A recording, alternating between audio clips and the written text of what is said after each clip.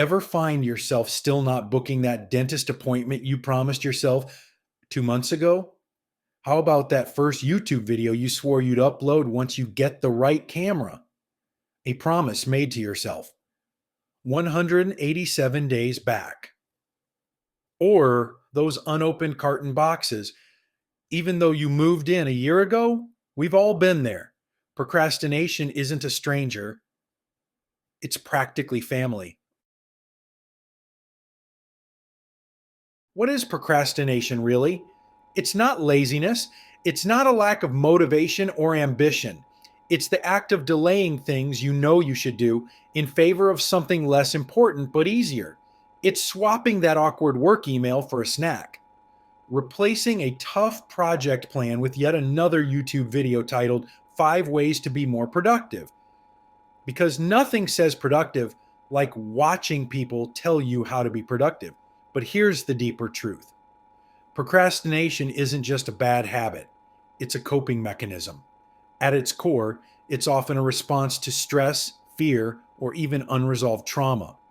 A way of avoiding discomfort, the discomfort of possible failure, judgment, rejection, or even success. For some, it's a quiet signal of anxiety or depression. You might look high functioning on the outside, hitting deadlines, showing up, laughing at jokes, while quietly avoiding the things that actually matter to you because the emotional weight of them feels unbearable. Procrastination can be a form of self-protection.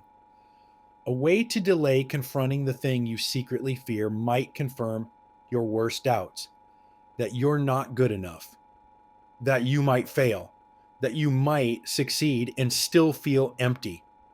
It's not about laziness. It's about what we're trying to shield ourselves from. And ironically, the longer we avoid it, the heavier it becomes. What causes procrastination? Why do people procrastinate? Sometimes it's perfectionism. You think, if it's not going to be groundbreaking, what's the point? Other times it's imposter syndrome, that quiet voice whispering, maybe you don't actually belong here. Better delay it before they find out. And here's the twisted one, a secret desire to fail.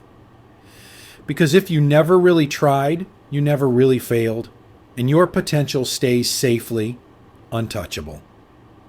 Throw in fear of judgment, overwhelm, and decision paralysis, and congratulations, you're human. Is procrastination always bad? Surprisingly, no. Sometimes delaying things gives us space to rethink, reframe, and come back with a better plan. Ever noticed how that clever idea for your presentation pops up while you're in the shower? Halfway through a Netflix episode or staring at your ceiling at 1:13 a.m., that's your brain working in the background while you think you're doing nothing. In fact, some of your best ideas might show up when you're doing literally anything else. Washing dishes, walking the dog, or scrolling memes you'll regret later. And let's be honest, not every task deserves your immediate attention.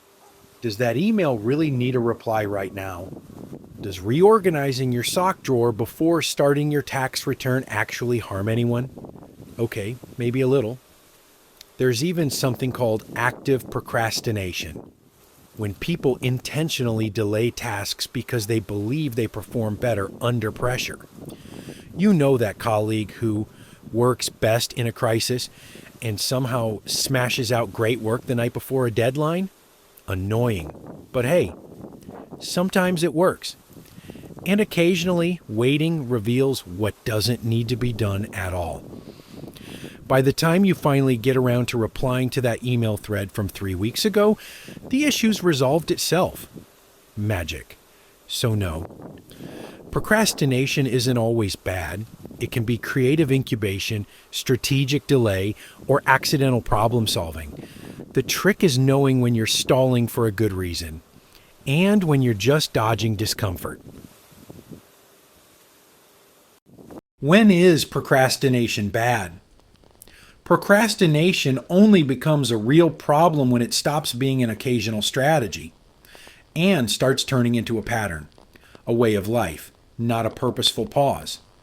Because when it sticks around, it quietly steals from you. Not all at once. It's sneakier than that. It steals your progress. That book you meant to write? Still a folder named Book Idea from 2021. It steals your confidence. Every time you delay something, a tiny part of you starts believing you probably couldn't pull it off anyway. It robs you of opportunities you didn't even notice slipping by because you were too busy waiting or researching or being productively unproductive, color coding your notes instead of sending that application. It leaves you chasing deadlines, scrambling last minute, apologizing to others and to yourself. And worst of all, it traps you in this constant low-grade anxiety. That background hum in your head reminding you there's something you should be doing, and you hate that you're kind of okay with it. You start normalizing the stress, the excuses, the I'll get to it tomorrow, even when tomorrow's been rescheduled 19 times. And little by little, that habit shapes your reality. Not because you lack talent or ideas or potential, but because you kept hitting pause on your own life.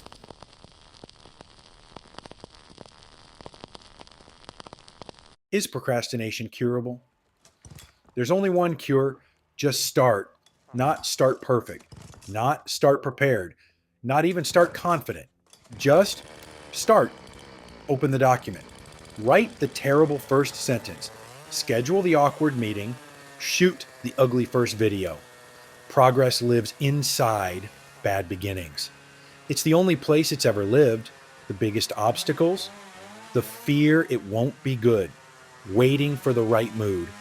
Believing you need to know exactly how it'll turn out. You don't. You won't. You never have. Starting creates momentum. Momentum makes things easier. And suddenly, you're doing it.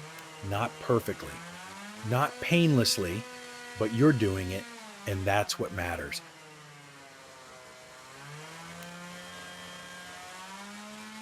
Why quit procrastinating?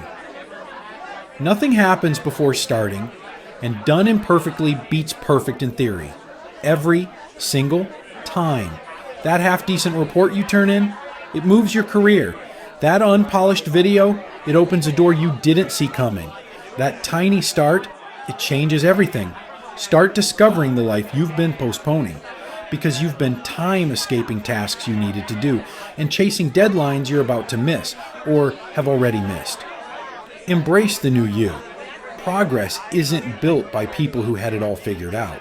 It's built by people who began when it was messy. So, if you take one thing from this video, quit waiting for perfect. Quit needing certainty.